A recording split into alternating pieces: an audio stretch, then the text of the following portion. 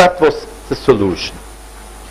Of course, we applied then for a patent, Wes Anderson and me, but the company Varian Associates, they were not interested in this patent, because in the meantime, all the intelligent scientists coming from the lab of Felix Bloch from Stanford University, they were replaced in the meantime by business people caring for money, by lawyers who didn't understand anything whatsoever of technology, and they ruined the company. So never invest in a company being run by a lawyer or by a businessman. Believe in scientists. They know what to do. And these people didn't. They didn't recognize the importance of this patent and forgot about it. But there was a Swiss with the name of Tony Keller. And he worked for spectrospin and finally for Bruker. And he was borrowing this idea. And he implemented it. And he built for the first time a Fourier transform NMR spectrometer. That's back here. But he didn't believe in the success of this machinery. So he hired the most charming mannequin he could find, put her in front of the machine so that it looks decent. And it was finally a success. Not because of her, but because of the machinery. So that was the success finally, which I had from my work in California. And then it came time to go home. And we actually sent our children home by airmail to Switzerland, and we went via Asia. And that was a great revelation for me. My life almost changed during that visit. I will tell you at the end of my story more about it, what I learned here in Asia. I learned that there is something more than just science. There are also feelings, there is love, there is human relations, there is sense of life, and all that you cannot explain by NMR. There is something beyond the horizon, and that's what I discovered in Asia. We went actually to Kathmandu, a very medieval city at that time, people coming barefoot on the market, selling their stuff on the market, and there came also Tibetans. Tibetan refugees who escaped over the Himalaya from the friendly Chinese and took their precious art with them. For example, this painting here, which is a Tanka painting. The Tibetan Tanka painting, you see here 4 personalities. We didn't understand it at that time. These are 4 arhats, 4 disciples of Buddha who are spreading the message around the globe. So that's what we found there. And we bought this painting. We were fascinated by the beauty of this painting, and that started a third leg of me. And now I have, in addition to science, also my love for Tibetan or Himalayan or Central Asian art. Here, this is Maheshwari, a Hindu deity. You will meet her later on again. You can shake hands with her if you want. You will see her later. I will tell you a little bit more about her later on. Anyway, these are now my 3 legs I have now. Chemistry or NMR. I have here music and Central Asian art.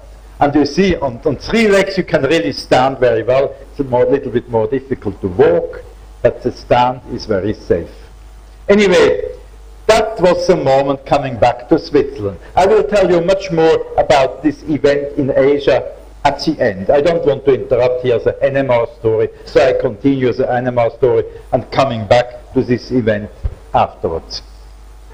Anyway, I met here, this is our physical chemistry laboratory. That's where I continued then to work. I met my friend Kurt Wüthrich, and we started a collaboration. And Prof.Richard said, I'm not interested just in this fingerprinting of molecules. I want a three-dimensional structure. I want to go from the primary structure of a protein to the three-dimensional structure. That's what I have in my mind. Three-dimensional protein structures. And I told him, yeah, we have to see whether we can do that. And we were trying to find out techniques for that. Unfortunately, there was no space in this building for us. So they put a little house here on top of the building for me and one for Prof.Richard. And here in between, we collaborated. That was our collaboration on the roof of the building. And then, you see, I didn't have any adequate lab space.